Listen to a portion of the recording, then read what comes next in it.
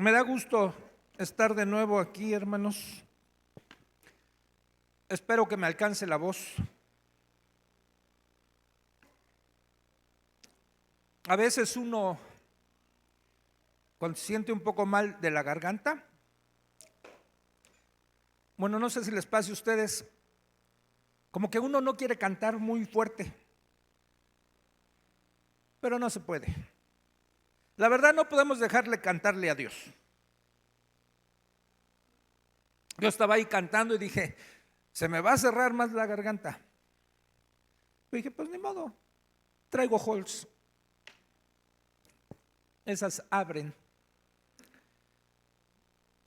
No podemos dejar de alabar a nuestro Dios. Él tiene todo el derecho. Él es digno de que lo alabemos.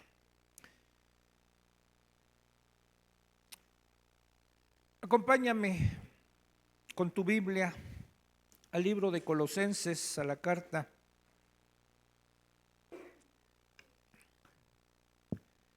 Voy a leer 2 versículos de Colosenses. Y como yo sé que ustedes son lectores de la Biblia, saben lo que hay entre el versículo 1 y el 17 del tercer capítulo.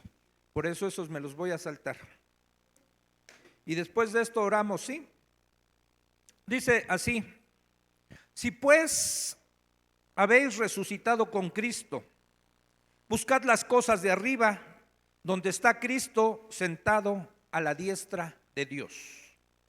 Y todo lo que hagáis, sea de palabra o de hecho, hacedlo todo en el nombre del Señor Jesús, dando gracias a Dios Padre por medio de Él. Oremos. Padre, después de haberte alabado como tú te lo mereces, después de haber quizás tranquilizado nuestro espíritu, nuestra alma y poder estar en una mejor condición de poder recibir tu palabra, te ruego, Señor, que hoy hables a nuestros corazones, que hables a nuestras vidas y que lo que tú demandas de cada uno de nosotros, por la gracia de tu Espíritu, nosotros podamos vivir vidas santas que te glorifiquen a ti. Te lo pedimos en el nombre de Cristo Jesús. Amén. Bien, hace 15 días predicaste, Memo. Y Memo les decía algo, que hemos estado cargados en nuestro corazón. Hace 8 días y yo entiendo, así el pastor Beto me dijo a mí en confianza, que el sermón que dio hace 8 días ha sido uno de los más difíciles que le ha tocado dar. A veces uno se para aquí y tiene que decir lo que Dios nos dijo, aunque no querramos decirlo. Y me decía eso Beto, dice, había lucha en mí. Y si me costó trabajo.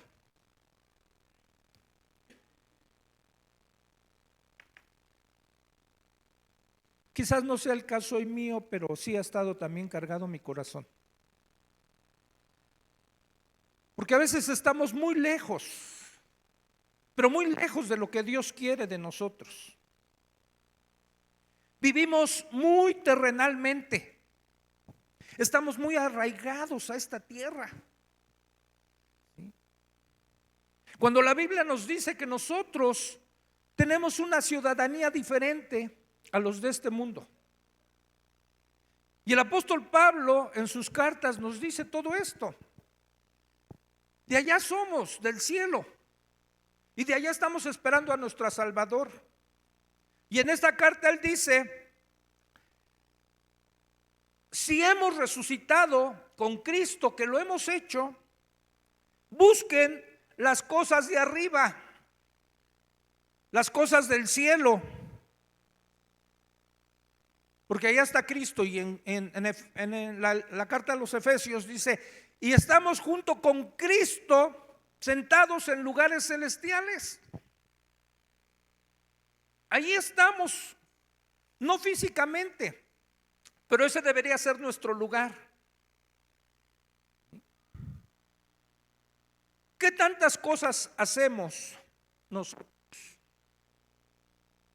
Yo te preguntaría, ¿de verdad todo lo que haces lo estás haciendo para Dios?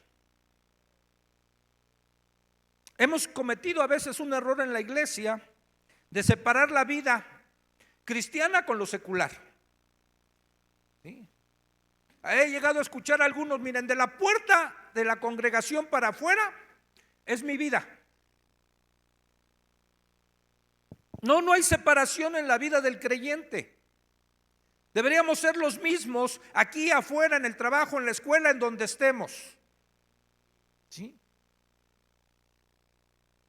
No hay vidas separadas para nosotros.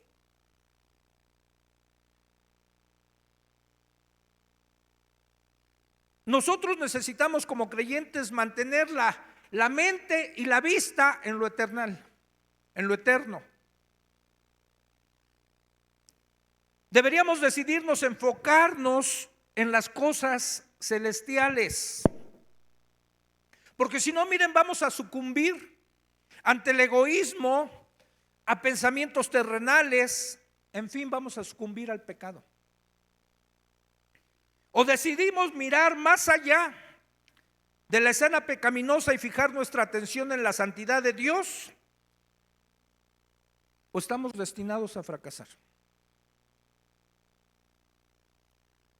Nosotros como cristianos deberíamos de vivir vidas santas. Hebreos 12, 14, porque no hay 14 de Hebreos.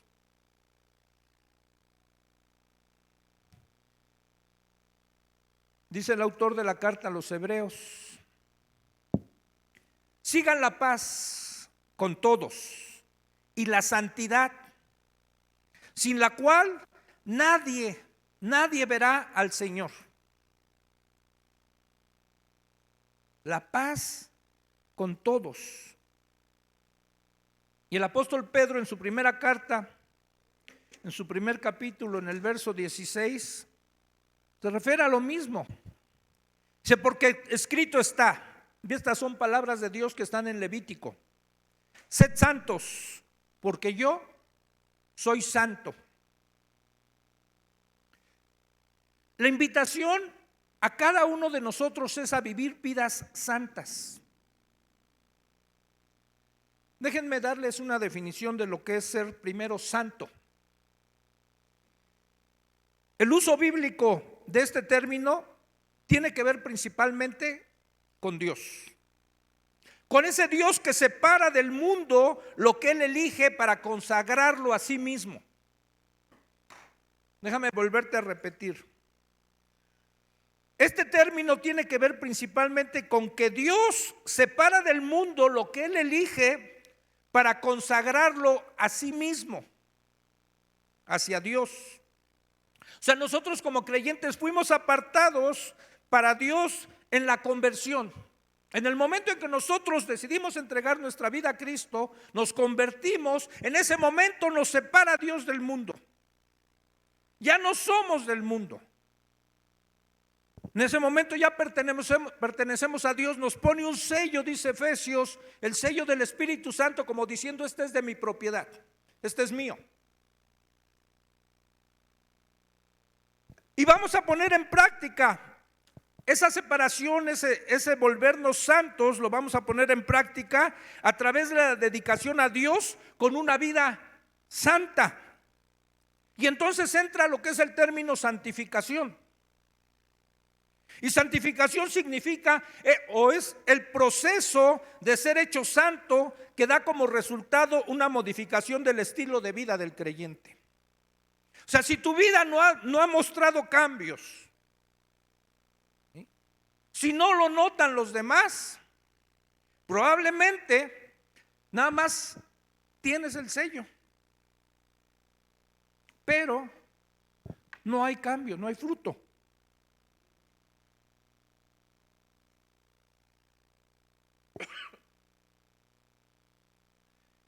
Y lo que ha cargado mi corazón es que quiero compartir, no sé ni cuántos domingos tenga que compartir. Porque hay una tríada satánica que gobierna a los seres humanos y espero que no a los creyentes.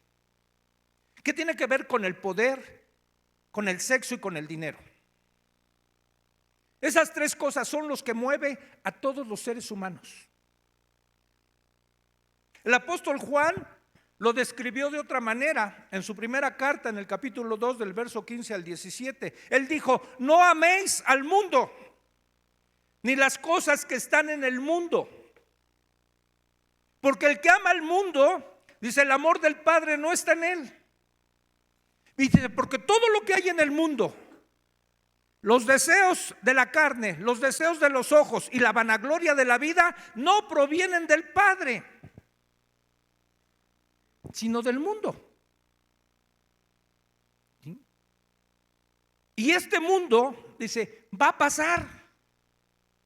Todo esto va a desaparecer, todo lo que vemos. Pero el que hace la voluntad de Dios permanece para siempre. Ese va a permanecer para siempre. Y si hay algo que se opone totalmente a Dios, a la santidad de Dios, es el orgullo, es la soberbia del ser humano.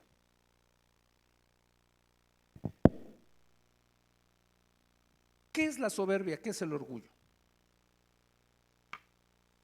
Bueno, déjenme darles una definición.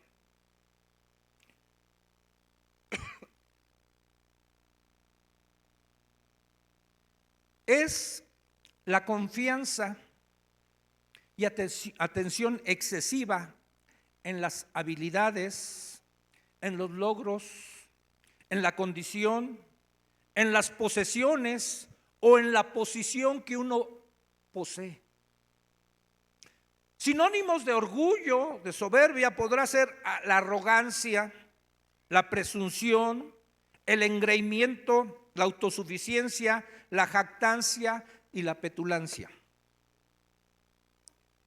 El orgullo en sí, digamos, es rebelión contra Dios, porque se le atribuye a uno mismo el honor y la gloria que le pertenecen solo a Él.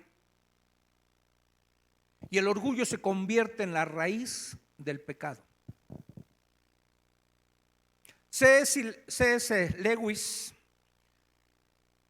dijo esto, o escribió esto: el orgullo conduce a todos los demás vicios y es el estado mental completamente anti Dios.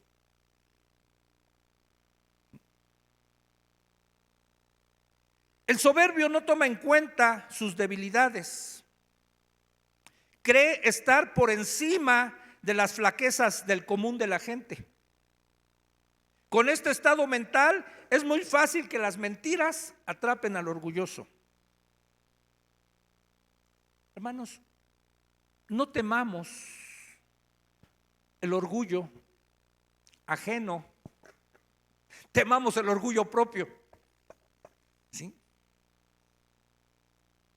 Porque mire, casi siempre todos los demás se pueden dar cuenta si uno está siendo orgulloso, menos el orgulloso. Entonces, si tú ves a algún orgulloso, no le temas, teme que tú lo seas.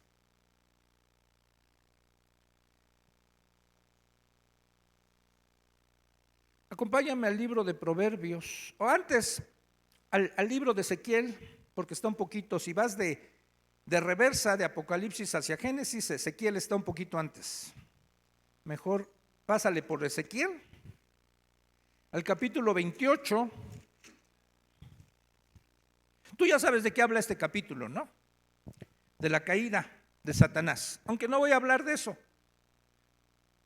No voy a hablar de eso, pero nada más voy a citar el verso 2 para ver lo que un orgulloso asume como una actitud en su vida. Hijo de hombre, di al príncipe de Tiro, que personifica a Satanás, que así ha dicho Jehová el Señor: por cuanto se enalteció tu corazón y dijiste, yo soy un Dios con minúscula, en el trono de Dios con mayúscula, estoy sentado en medio de los mares, siendo tú hombre y no Dios, y has puesto tu corazón como corazón de Dios. Se puede llegar a ser tan orgulloso, tan soberbio, que nos podemos creer Dios, que podemos desplazar a Dios del trono que le corresponde en nuestro corazón y sentarnos nosotros y ser los rectores, los que dirigen nuestras propias vidas o dirigimos nuestras propias vidas y no le damos chance a Dios. Y además queremos dirigir las vidas de otros.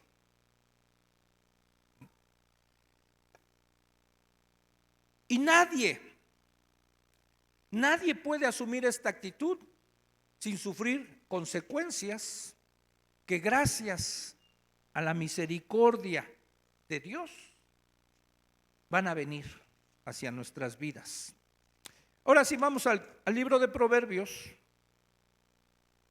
al capítulo 18.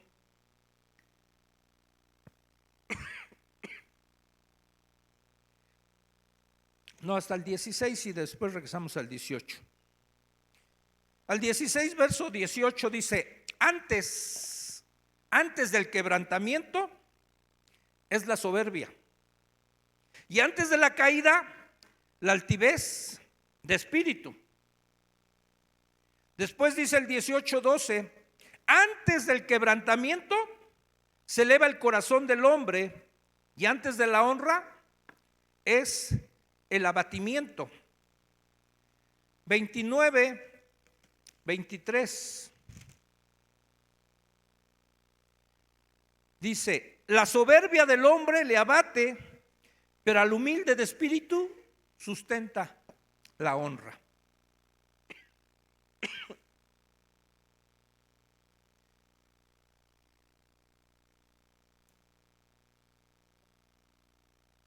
Bien, vamos a ver cómo es que un soberbio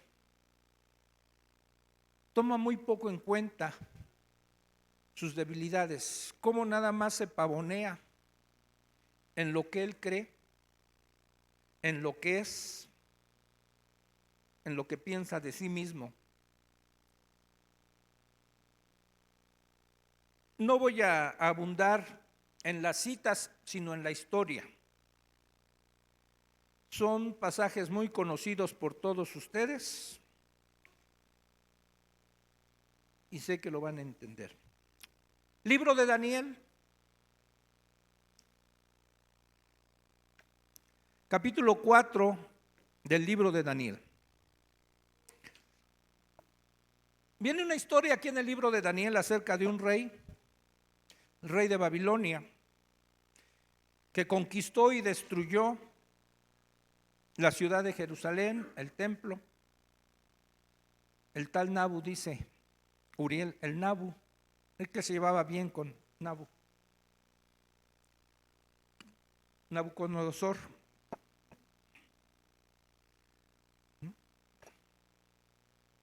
Este rey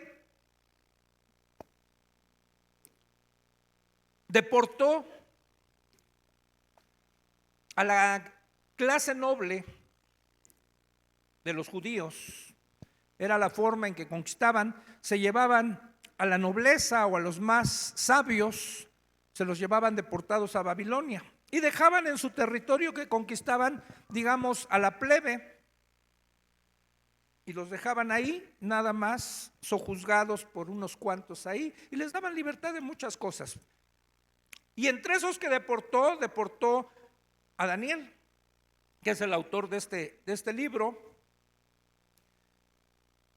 Y al igual que José, Dios le dio una habilidad, un don de poder dar interpretación a visiones, a sueños. Y el rey Nabucodonosor entonces tuvo él una visión, un sueño, y él soñó que veía un árbol grandísimo, enorme, con un follaje precioso, que daba una sombra muy refrescante y llegaban ahí los animales a refrescarse y en sus ramas las aves llegaban a hacer nidos, ¿sí? Y se alcanzaba a ver desde todas las puntas del mundo, ¿sí? Pero dice que en su sueño vio que llegaba un santo de Dios y cortaba el árbol y lo destruía y solo dejaba el tocón del árbol. Y entonces dice que este sueño le inquietó tanto al rey que ya no pudo dormir. Y mandó a llamar a todos sus adivinos para que le interpretaran el sueño. Nadie pudo. Pero entonces llamaron a Daniel. ¿Sí? Y Daniel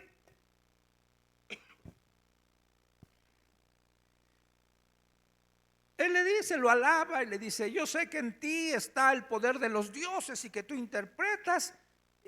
Y Daniel no se dejaba adular. Y entonces le pide que le pueda descifrar el sueño. Y Daniel, fíjense, tenía tal nobleza de corazón. Y creo que sentía un cariño sincero por este rey. Cuando le es revelada la interpretación de ese sueño, él ni siquiera se lo quiere decir al rey. Le dice: no, mi rey, sea esto para otro y no para usted. Pero el rey insiste: no, dime la interpretación de esto. Dice: bueno, se la voy a decir. Este árbol es usted mismo, mi rey. Se ha hecho tan grande, ¿sí?, que ha llegado a tales alturas que todo mundo viene debajo de usted a cobijarse. Usted sustenta todo. Usted les da a todos. Dice, y la razón de que ha sido cortado es para que usted, lo estoy parafraseando, para que usted se arrepienta y deje esa actitud. Arrepiéntase, rey. ¿No quiere?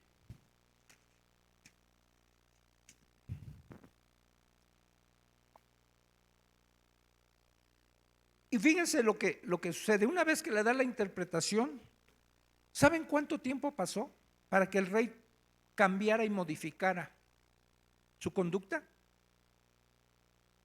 Dice la Biblia que pasaron 12 meses, un año. ¿Saben por qué? Porque Dios siempre da oportunidad a que nos humillemos, a que reconozcamos la actitud arrogante que podemos estar teniendo. Porque antes de la caída está la soberbia, ¿sí? Y si nosotros nos humillamos, dice la Biblia, Dios nos exalta. Pero si nos ensoberbecemos, Dios nos humilla. Y se le da oportunidad como Dios le da oportunidad a todos. Él es lento para la ira y grande en misericordia. Y está esperando que tengamos un cambio en nuestra actitud. Memo citó en su prédica a Isaías 55, donde decía él: deje el impío su camino y el hombre inicuo sus pensamientos y vuélvase a Jehová, el cual es amplio en perdonar, y al Dios nuestro. Entonces está esperando Dios eso de nuestra parte. Porque además le advirtió Daniel: usted va a ser echado entre las bestias, mi rey, y se va a comportar como una bestia. Se le va a ir la onda. ¿Y saben cuál es el grado extremo de la soberbia? Aquellos que se brincan la barda. Espero que me entiendan la expresión coloquial. Se vuelven locos. Hasta ese grado nos puede llevar la soberbia, el orgullo. Y se lo están advirtiendo.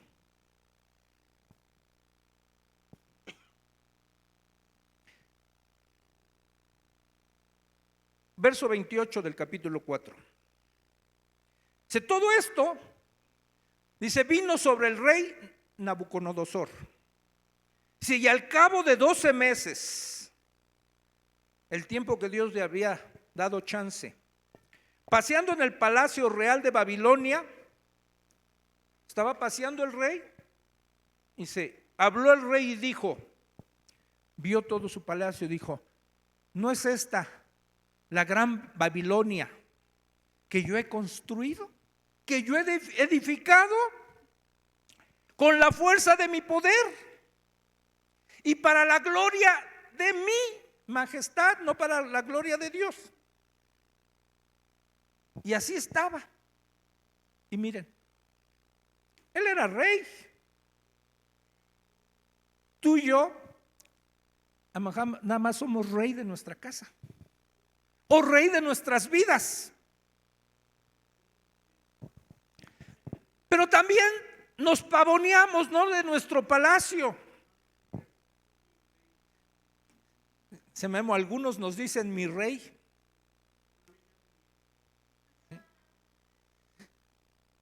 Pero empezamos también a resaltar nuestros logros. Fíjate, ¿qué haces tú cuando te enseñan unas fotos en donde hay un grupo y donde sabes que estás tú? ¿A quién buscas? ¿Qué hacen los papás o qué hacemos los papás cuando aquí nuestros chiquitos participan en el campo de verano, en Navidad, en algo? ¿A quién estamos retratando? ¿A los demás, verdad? No. ¿Qué hace el que terminó una carrera y le dan un título? Lo ponen debajo del colchón. ¿No? Sí. Bueno, al menos mis hijos los tienen debajo del colchón. No, pero ¿saben qué se hace? Cuando menos, si no lo mandas a hacer en una placa de metal, lo pones en un marco bonito. Porque quieres que todos sepan los logros que tú ya alcanzaste. ¿Te has notado cuando una gente se compra un carro nuevo? A cada ratito lo está puliendo. Se compra hasta su aspiradora chiquita para aspirarle la alfombra.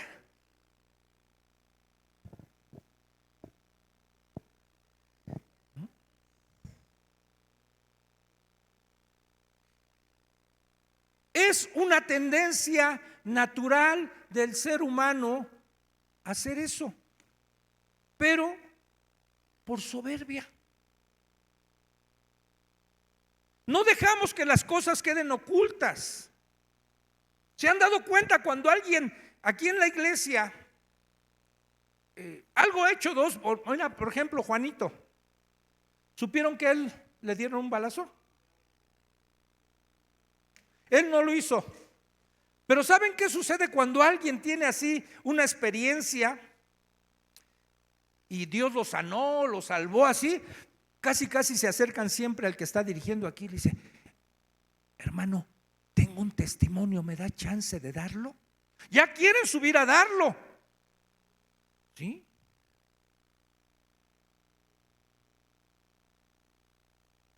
¿Cuándo me da chance de predicar? Es que Dios me habló y tengo un mensaje que yo creo que va a edificar a toda la iglesia, hermano. ¿No?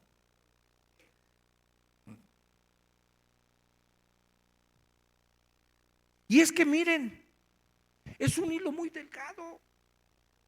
Es una rayita que podemos pasar. Por eso yo les he dicho, hermanos, estar acá arriba marea. Fácil se puede perder el piso. ¿Has conocido en un trabajo? A lo mejor tuviste un compañero del mismo nivel que tú y de repente él dio el brinco a ser jefe. ¿Pierden el piso?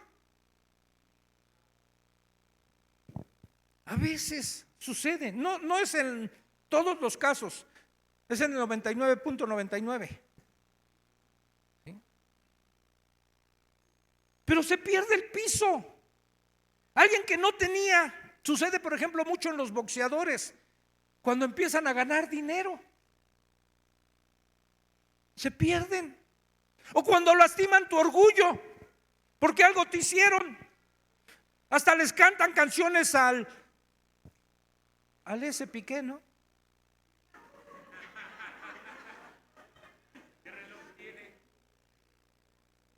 Se ha hecho famosa, ahorita lo estaba viendo en esta semana. Ya lleva más de, quién sabe, 70 millones de reproducciones. Una canción de alguien que está lastimada en su orgullo. ¿Sí?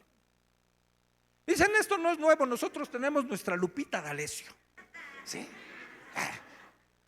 Pues sí. Aquella es internacional, pero tenemos nuestra nacional, que es Lupita D'Alessio. Ella estrenó todas estas cosas. Ella es la que iba a la vanguardia en esto. ¿Por qué? ¿Qué es lo que queda lastimado ahí? Bueno, el rey, este rey no había hecho caso de la advertencia. No era del pueblo de Dios. Quizás no sabía los proverbios, que antes de la caída, ¿sí?, está la soberbia, que antes del quebrantamiento está la altivez de espíritu. ¿Sí? No lo sabía, pero se lo advirtió Daniel. Y aún ahí, así se pavoneó, presumiendo lo que él había edificado de Babilonia. Y es cierto, los que llegamos a estudiar y a veces se nos quedó grabado algo, una de las 7 maravillas del mundo antiguo eran los jardines colgantes de Babilonia, ¿se acuerdan? Yo todavía me acuerdo que eso me lo enseñaron. Era una de las 7 maravillas del mundo antiguo. Este rey lo había hecho. Pero dice en el verso 33, una vez que no cumplió nada de esto y que se enorgulleció el rey, dice, en la misma hora, en ese mismo momento que se estaba pavoneando, dice, se cumplió la palabra sobre Nabucodonosor y fue echado entre los hombres y comía hierba como los bueyes. ¿Se pueden imaginar al hombre más poderoso de ese entonces? Se le fue la onda, se volvió loco, se creyó un animal. Empezó a crecerle el pelo, las uñas, ¿sí? Se le escurría la baba y comía hierba como un animal. Puse aquí algo que anoté.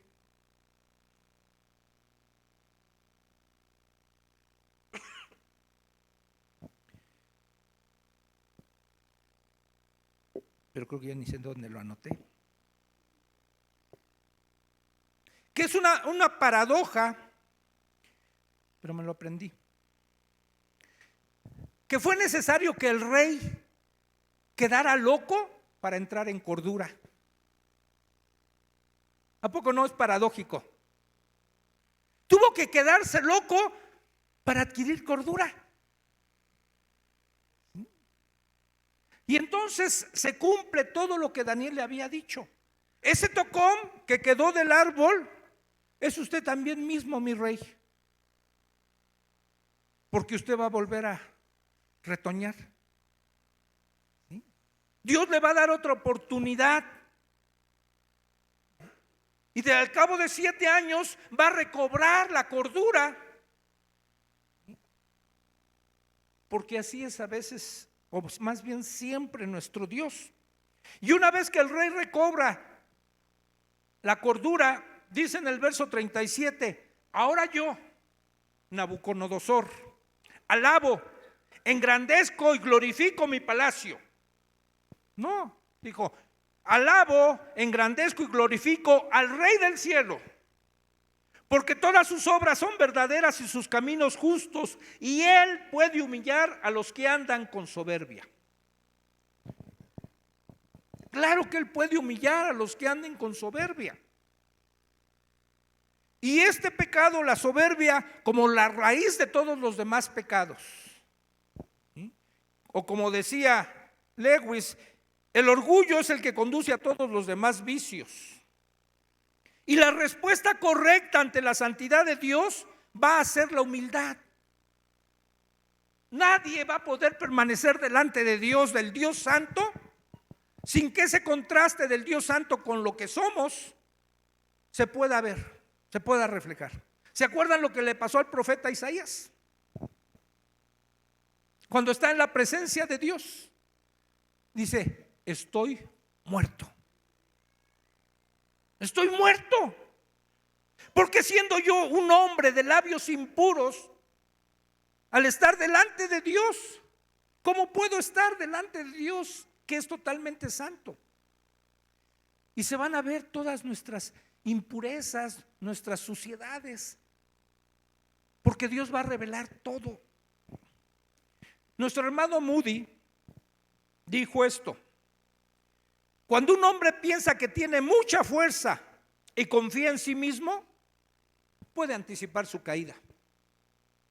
Tal vez el orgullo, la necesidad de tener la razón, esto ya no lo dijo él, el querer imponerse o el defender nuestro ego son el combustible de nuestras disputas. ¿Y se acuerdan lo que dice Santiago 4? Los primeros versos. ¿De dónde vienen las guerras? De Ucrania y de Rusia. ¿De dónde vienen las guerras? ¿No es acaso de lo que combate en nuestro interior? En nuestro interior estamos ahí luchando, queremos, envidiamos, ¿sí? Y todo eso nos mueve el orgullo a estar buscando, siempre estar por encima de los demás. No importa qué precio pasemos por encima de los demás. Pero en cambio también Santiago dice que hay una sabiduría que viene de lo alto.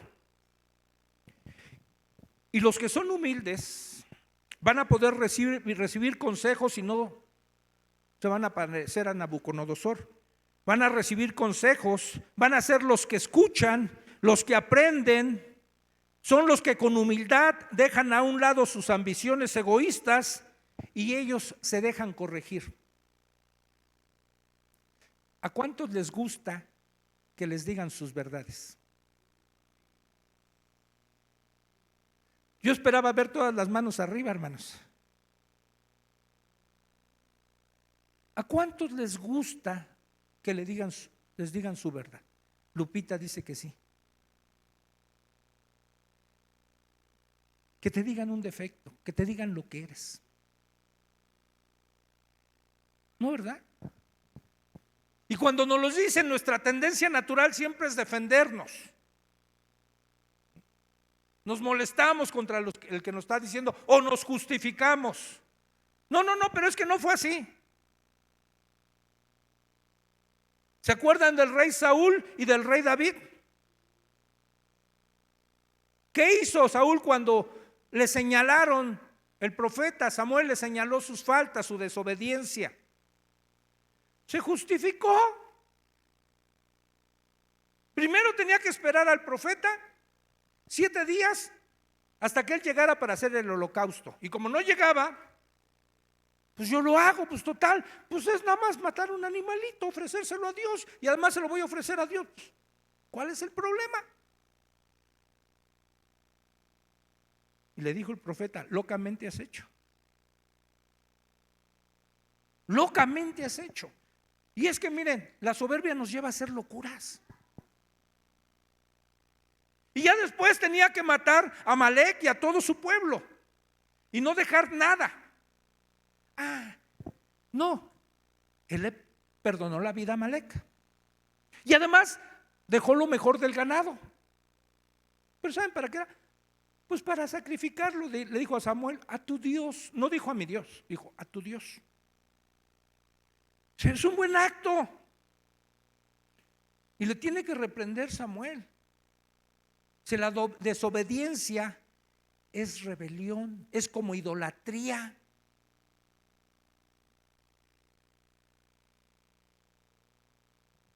Y entonces por eso le es quitado el trono. Y todavía después de que le están diciendo sus verdades, dice el rey Saúl: Samuel, todo solo te pido una cosa: acompáñame y hónrame delante de los ancianos de Israel. Hazme la valona, ¿no? Sí, mira, ya entre tú y yo ya me dijiste mis cosas, no tengo argumentos para rebatirte, pero que no lo sepan ellos.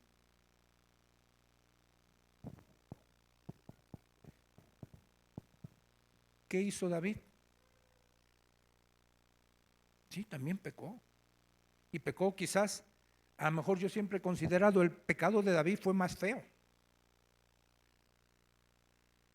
Saúl no mató a nadie. No sé, no le quitó la esposa a otro hombre. David sí. Pero en el momento que también un profeta lo confronta con una parábola, porque así les decía, así es el orgullo, nos ciega a nosotros mismos, no alcanzamos a verlo. Y cuando a David se le presenta la parábola de aquel hombre que tenía una sola ovejita y llegó un viajero, y el otro hombre que tenía muchas, aquel mandó a quitarle su ovejita, su única ovejita, a aquel hombre para matarla y darle de comer a aquel que venía de camino. Y entonces se la presenta el profeta Natán a David. Como David era un hombre con celo de Dios, pero también soberbio en ese momento, ciego, dice: ese hombre merece pagar con 4 tantos lo que hizo. Ese hombre eres tú, David. Tú eres ese hombre, David. Estás ciego, estás soberbio. ¿Acaso Dios no te había dado todo? ¿No te trajo de allá de estar cuidando los rebaños de tu padre? Todo te lo había dado. Tenías que hacer esto. ¿Y qué dijo David? Se humilló. He pecado. No se justificó. He pecado contra Dios. ¿Y sabes? ¿Por qué no dijo: he pecado contra Betsabé, he pecado contra Urías? ¿Sabes por qué? Porque todo pecado que cometamos, lo cometemos principalmente contra Dios. Estamos rebelándonos ante Dios. Somos anti Dios por nuestro orgullo. Y sin embargo David se humilló y Dios lo levantó, le dijo: no morirás por tu pecado, vas a tener consecuencias, tampoco te voy a dejar así. Pero después Dios siguió diciendo: ese hombre David, después de lo que hizo, sigue siendo un hombre conforme a mi corazón. Y podemos descubrir un verdadero arrepentimiento en el capítulo 51 de los Salmos, donde David derrama su corazón delante de Dios y se da uno cuenta de las consecuencias que tuvo que pagar.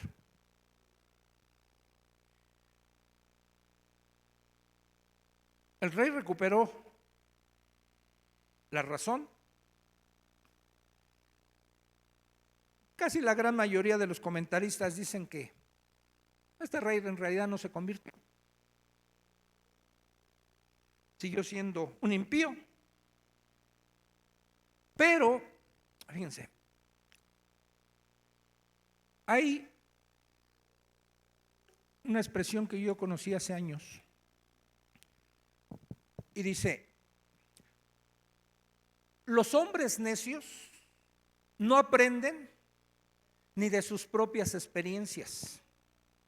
El hombre común apenas aprende de sus experiencias, pero el hombre sabio aprende de las experiencias de otro.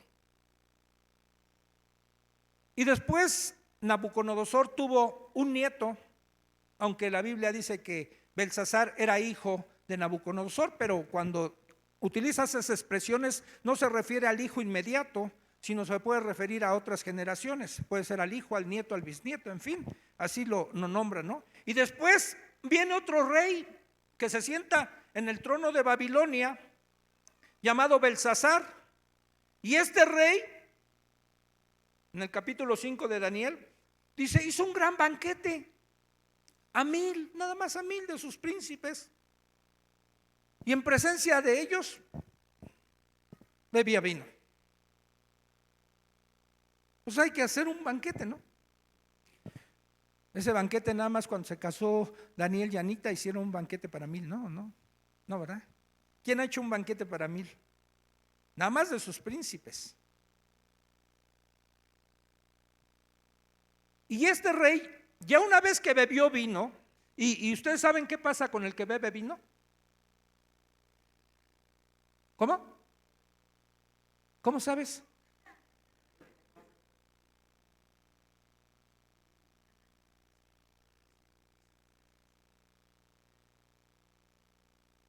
Tiene un efecto el vino. Proverbios lo describe ahí, dice, cuando el vino lo pones en la copa y está así rojito, ¿no? Dice, y el hombre necio se lo toma. Y no importa, hasta verá visiones. Y si no escarmenta, y dice, y una vez que hace tonterías, dice, todavía al día siguiente se levanta y dice, volveré a beber. ¿Le suena algo al que tuvo problemas con el alcohol eso? Que alguna vez dijo, en una cruda, de esas crudas que dan, yo tampoco sé de esto, pero oye, yo he aprendido. De esas crudas donde uno, luego la gente está ahí en el baño vomitando y ya no le sale nada de la cruda que tiene. Y todo le duele y la cabeza le está estallando y le viene una sed que no puede controlar y quiere comer algo. Y después le dicen, allá en una cantina que ahora mataron a uno que ya está cerrada, te hacen una birria bien buena y con eso se te baja bien picosa. Sí sucede eso, hermanos, a ver los que incursionaron en ese terreno. ¿No saben? O sea, yo lo he escuchado. ¿Sí? Y entonces ese hombre de Proverbios dice que no aprende porque una vez que sufrió los estragos que hace el vino, o sea, a la mañana siguiente dice volverá a tomar. Igual que el ser humano. En su cruda dice, no vuelvo a tomar. 2, 3 días, una semana y otra vez. Si ustedes se dieran una vueltecita por un grupo de alcohólicos anónimos, a mí me impresiona la capacidad que tiene el ser humano de sufrir y de aguantar. Un cuerpo humano puede aguantar años y años, ¿verdad, Marisol? Bebiendo, teniendo alucinaciones, delirium tremens, y sigue tomando. Bueno, este rey le entró el vino, y ya con el vino, ustedes saben, cuando se sube, el tímido que nunca baila en una fiesta, con el vino empieza a sacar a las muchachas a bailar a todas. ¿Lo han visto? El que es bien introvertido y no platica con nadie, se le declara a 4 muchachas en esa misma noche. ¿Sí? El que nunca platica nada se vuelve un parlachín. Todo el tiempo está hablando, no lo puedes callar. ¿Por qué volteaste a ver, Ale?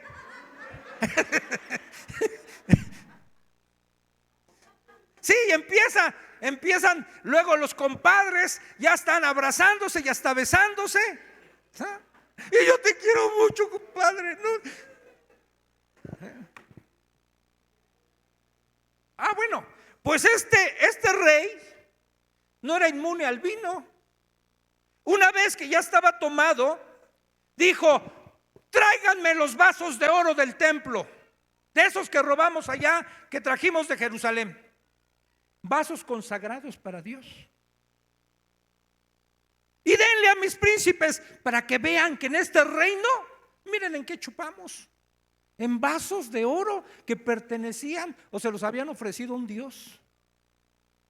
Aquí vamos a tomar y sírvele, y sírvele. ¿Tú crees que Dios va a dejar eso impune así?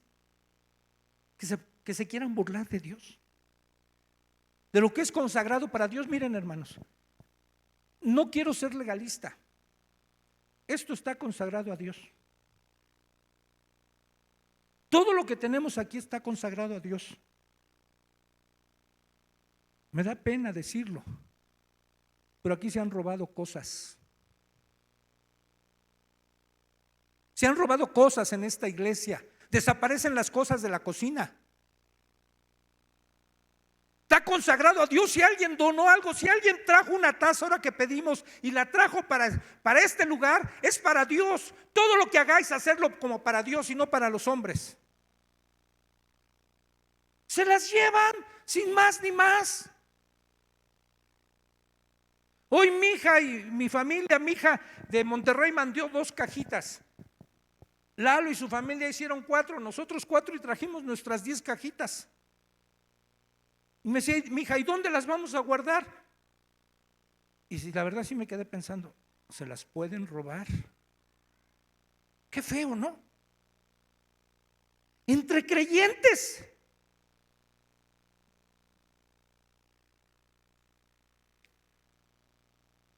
Y este rey que manda a traer eso, que era exclusivo para Dios, lo habían dedicado a Dios. No le importó. Y bebieron vino, dice, y alabaron a los dioses de oro y de plata que ellos tenían, de bronce, de hierro, de madera y de piedra. Pero en aquella misma hora aparecieron unos dedos, y eso fue real. No era el vino, más bien eso hizo que el vino se le bajara. ¿Sí? Aparecieron unos dedos, y no era el de los locos Adams ese, ¿no? No eran unos dedos enviados por Dios de la mano de un hombre, y escribía delante del candelero sobre lo encalado de la pared del palacio real, y el rey veía la mano que escribía. ¿Y saben qué le pareció, le pasó al rey? Dice, el rey palideció. ¿Has visto a alguien que se pone blanco? Así le pasó al rey. Porque miran, con el vino como que se te sube la sangre y te pones chapeadito así. Pues el rey se puso blanco, ¿no? Y sus pensamientos lo turbaron, y se debilitaron sus lomos, y sus rodillas, dice, estaban así temblando, daban una contra la otra. ¿Tú crees que no iba a estar así? Hasta nosotros sin haber chupado. Si vemos una mano así en la pared, ¿no? Que se aparece de repente una mano. Hace muchos años, cuando yo no era creyente, por ejemplo, vi una película de un hombre que no tenía una mano, y a un asesino le amputan la mano, y esa mano se la trasplantan a ese hombre que no tenía mano.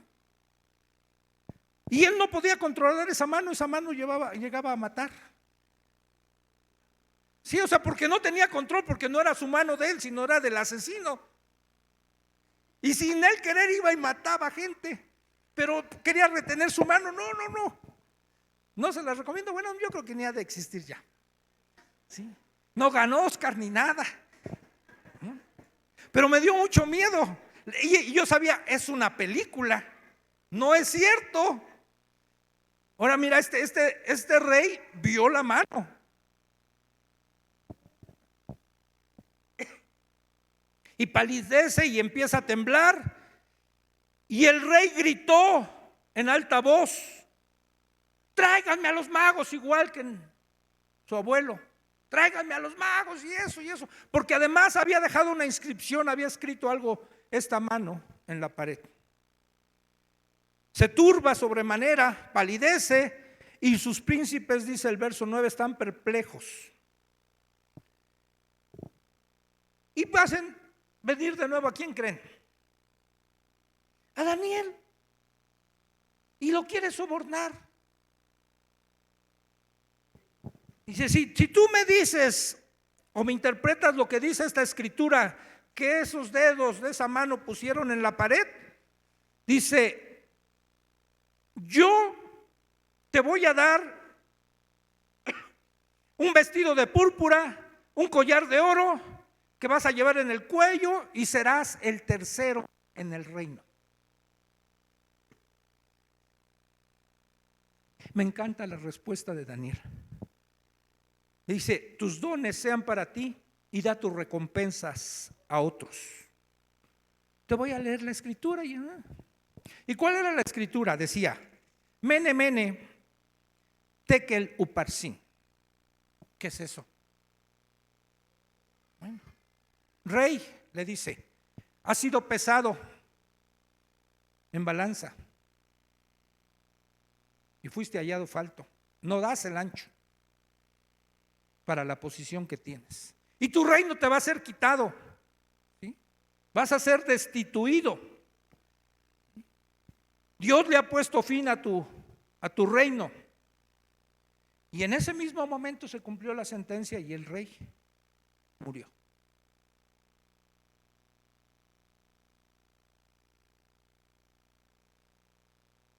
Aquí le vamos a dejar. Nada más te quiero decir, si te tragas el orgullo, si tú y yo nos tragamos el orgullo, te aseguro que no nos va a dar indigestión.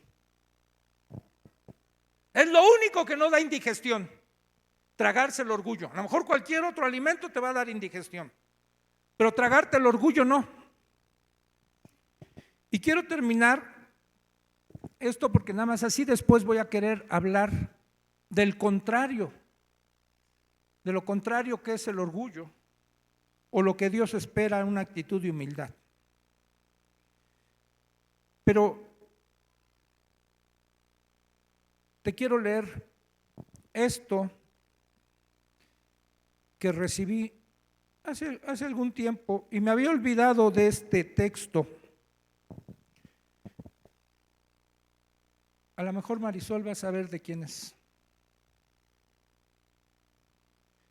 Se le llama humildad, lo titula humildad. Y dice, humildad es la perpetua tranquilidad del corazón, es no tener problemas, es nunca estar enojado o apesadumbrado, irritable o dolorido, es no extrañarme de nada de lo que me hacen, sentir que nada se hace en contra mía, es estar tranquilo cuando nadie me alaba y cuando soy culpado o despreciado. Es tener un bendito lugar en mí mismo, en donde yo puedo entrar, cerrar la puerta y arrodillarme ante Él, o sea, ante Dios, ante Jesús. Arrodillarme en secreto y estar en paz, como en un profundo mar de tranquilidad, cuando todo lo que hay a mi alrededor y cerca de mí, aparentemente, parece ser un problema. ¿No te gustaría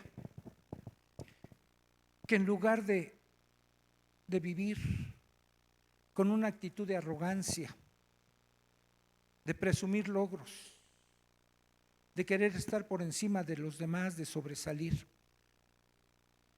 pudiéramos tener, como se decía y como nos ministraba Johnny, estar contentos con lo que tenemos?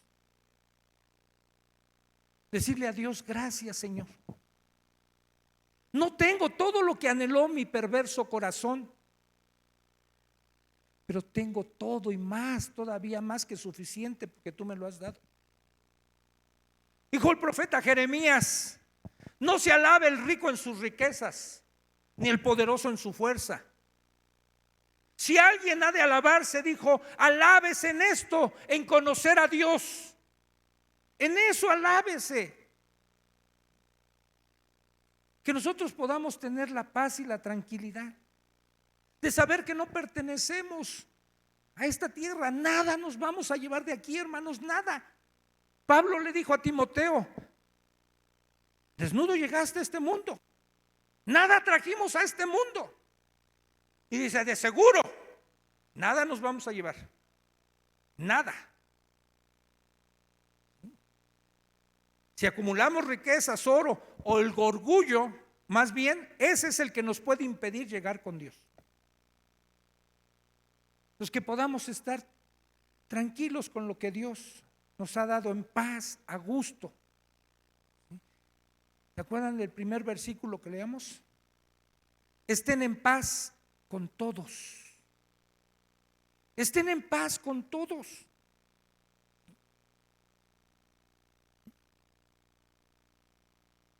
Vamos a seguir con la tríada. Orgullo, sexo y dinero.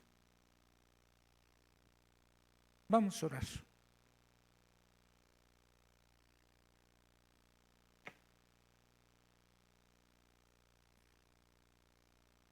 Señor, cuán alejados podemos estar de lo que tú esperas de nosotros.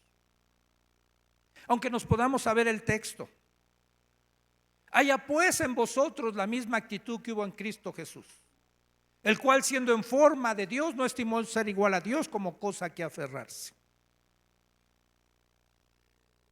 Y aunque tenemos tu ejemplo, luchamos y batallamos por querer sobresalir. Queremos atribuirnos muchas cosas. Queremos poseer. Pero Dios, nada de eso va a llenar de verdad nuestro corazón. Quizás nos va a inflar, pero no vamos a estar satisfechos. Danos un contentamiento de corazón. Humíllanos si es necesario, Señor. Pero queremos caminar con un perfil bajo. Hay tantos ejemplos en la Escritura de hombres que tomaron una actitud de humildad. Juan el Bautista, Señor, que aún no quería bautizarte porque él sabía que era indigno y eras tú el que tenía que bautizarlo. El que expresó que era necesario que tú crecieras y que él menguara. Un Moisés que no se sentía digno de poder ir al llamado que tú tenías. Un hombre que tú levantaste y dijiste que era amigo tuyo y el hombre más manso. El rey David, que no se sentía merecedor de poder hacerte un templo.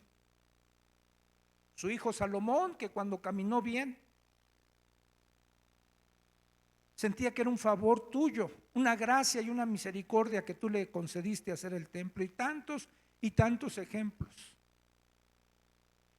Déjanos ser sabios y aprender de ellos, Señor.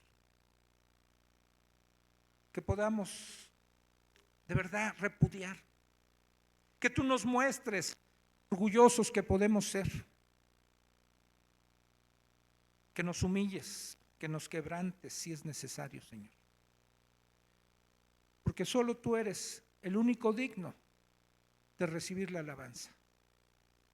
Señor, nosotros somos como esos burros en donde tú ibas montado. La alabanza no era para el burro, los hosanas no eran para él, eran para ti, Señor. Y que nosotros podamos hacer la función más insignificante, pero que toda la gloria te la lleves tú. Y todo absolutamente lo que hagamos, lo hagamos para ti, Señor, pensando en agradarte a ti. Gracias, Señor, te damos en el nombre de Jesús. Amén.